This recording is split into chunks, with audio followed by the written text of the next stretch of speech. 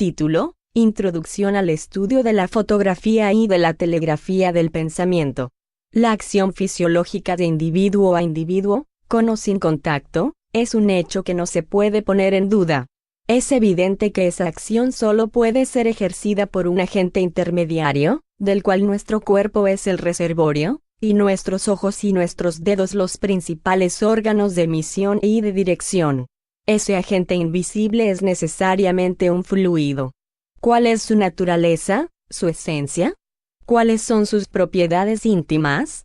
¿Será un fluido especial, o una modificación de la electricidad o de algún otro fluido conocido? ¿No se tratará de aquello a lo hace poco tiempo atrás se denominaba fluido nervioso? ¿No será más bien el agente al que en la actualidad damos el nombre de fluido cósmico cuando se haya difundido en la atmósfera, y fluido periespiritual cuando está individualizado? Esta cuestión, por otra parte, es secundaria. El fluido periespiritual es imponderable, como la luz, la electricidad y el fluido calórico. En su estado normal es invisible para nosotros, y solamente se revela por sus efectos. No obstante, se hace visible para las personas dotadas de doble vista en el estado de sonambulismo lúcido, e incluso en el estado de vigilia. En el estado de emisión, se presenta con el aspecto de haces luminosos muy semejantes a la luz eléctrica cuando se difunde en el vacío.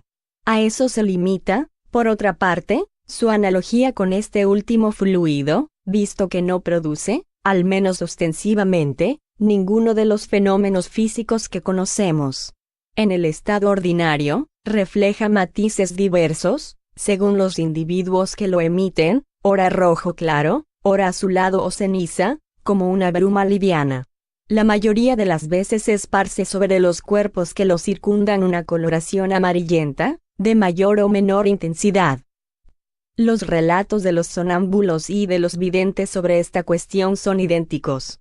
Tendremos ocasión de tratar ese tema cuando nos refiramos a las cualidades que adquiere el fluido conforme al móvil que lo pone en movimiento y al grado de adelanto del individuo que lo emite.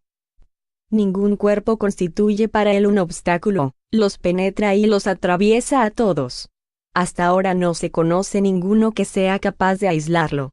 Solamente la voluntad puede ampliar o restringir su acción. La voluntad es, en efecto, su principio más poderoso.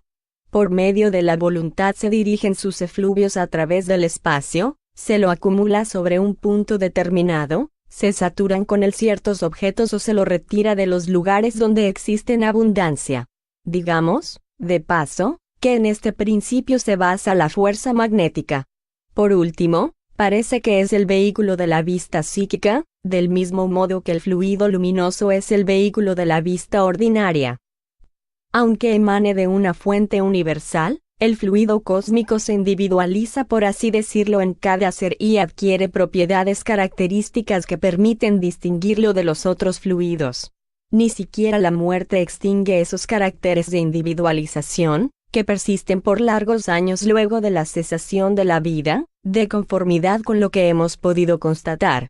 Cada uno de nosotros tiene, pues, su fluido propio, que lo circunda y lo acompaña en todos los movimientos, como la atmósfera acompaña a cada planeta. La extensión de la irradiación de esas atmósferas individuales es muy variable.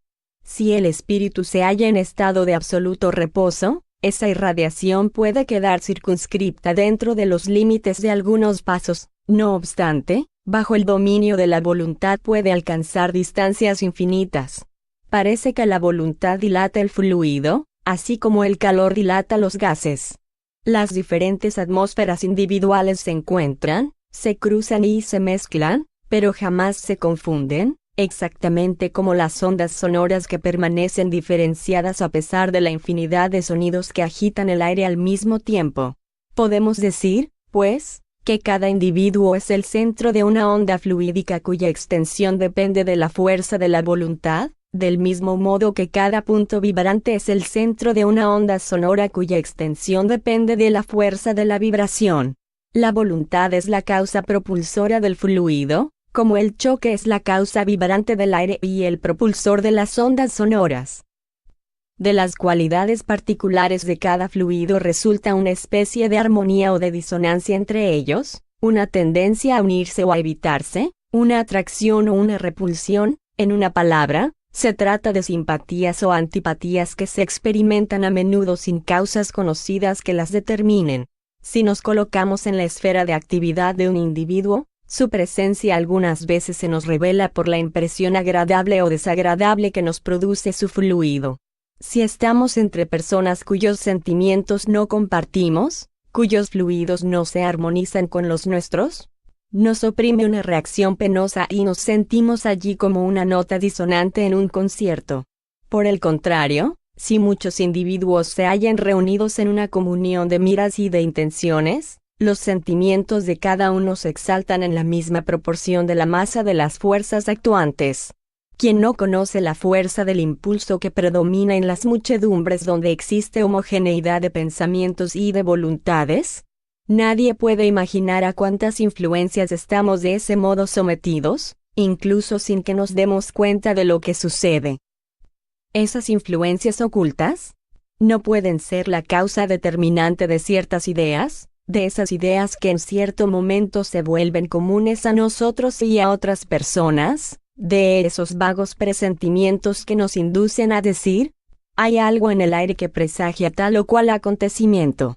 En fin, ciertas sensaciones indefinibles de bienestar o de malestar moral, de alegría o de tristeza, no serán efectos de la reacción del medio fluídico en el que nos encontramos, de los efluvios simpáticos o antipáticos que recibimos y que nos envuelven como las emanaciones de un cuerpo oloroso. No podremos pronunciarnos afirmativamente de modo absoluto sobre estas cuestiones, pero se debe admitir al menos que la teoría del fluido cósmico, individualizado en cada ser con el nombre de fluido periespiritual, abre un campo absolutamente nuevo para resolver una inmensidad de problemas que hasta ahora no tenían explicación. En su movimiento de traslado, cada uno de nosotros lleva consigo su atmósfera fluídica, como el caracol lleva su concha. Con todo, ese fluido deja vestigios de su paso, deja una especie de surco luminoso, imperceptible para nuestros sentidos en el estado de vigilia, pero que sirve para que los sonámbulos, los videntes y los espíritus desencarnados reconstituyan hechos ocurridos y analicen el móvil que los produjo. Toda acción física o moral, evidente u oculta, de un ser sobre sí mismo o sobre otro, presupone por un lado un poder actuante, y por otro una sensibilidad pasiva. En todas las cosas, dos fuerzas iguales se neutralizan y la debilidad cede a la fuerza. Ahora bien, como no todos los hombres están dotados de la misma energía fluídica, o, dicho de otro modo, como el fluido periespiritual no tiene en todos el mismo poder activo, eso explica por qué en algunos ese poder es casi irresistible, mientras que es nulo en otros, y por qué algunas personas son muy accesibles a su acción, mientras otras son refractarias. Esa superioridad y esa inferioridad relativas dependen evidentemente de la organización, pero sería un error suponer que éstas guarden relación con la fuerza o con la debilidad físicas. La experiencia prueba que los hombres más robustos a veces sufren las influencias fluídicas más fácilmente que otros cuya constitución es mucho más delicada, mientras que con frecuencia se descubre entre estos últimos un poder que su frágil apariencia no permitiría que se sospechara.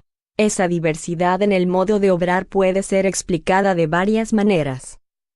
El poder fluídico aplicado a la acción recíproca entre los hombres, es decir, el magnetismo, puede depender, primero de la cantidad de fluido que cada uno posea, segundo de la naturaleza intrínseca del fluido de cada uno, prescindiendo de la cantidad, tercero del grado de energía de la fuerza impulsiva.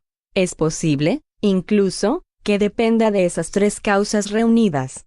En la primera hipótesis, aquel que tiene más fluido lo cedería al que tiene menos, y lo recibiría de éste en menor cantidad.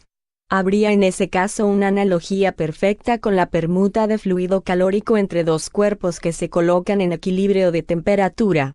Sea cual fuere la causa de aquella diferencia, podemos darnos cuenta del efecto que produce si imaginamos tres personas cuyo poder representamos con los números 10, 5 y 1.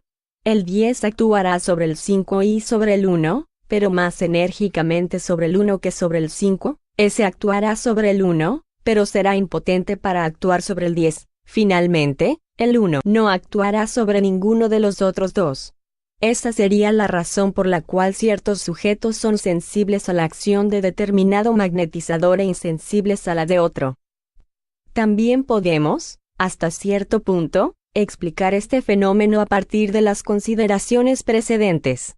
Hemos dicho, en efecto, que los fluidos individuales son simpáticos o antipáticos unos con otros.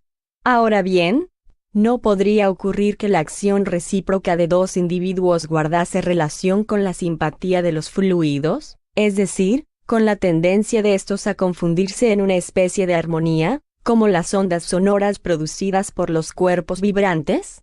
Es indudable que esa armonía o simpatía de los fluidos es una condición, aunque no absolutamente indispensable, por lo menos muy preponderante, y que, cuando existe desacuerdo o antipatía, la acción no puede dejar de ser débil o hasta nula.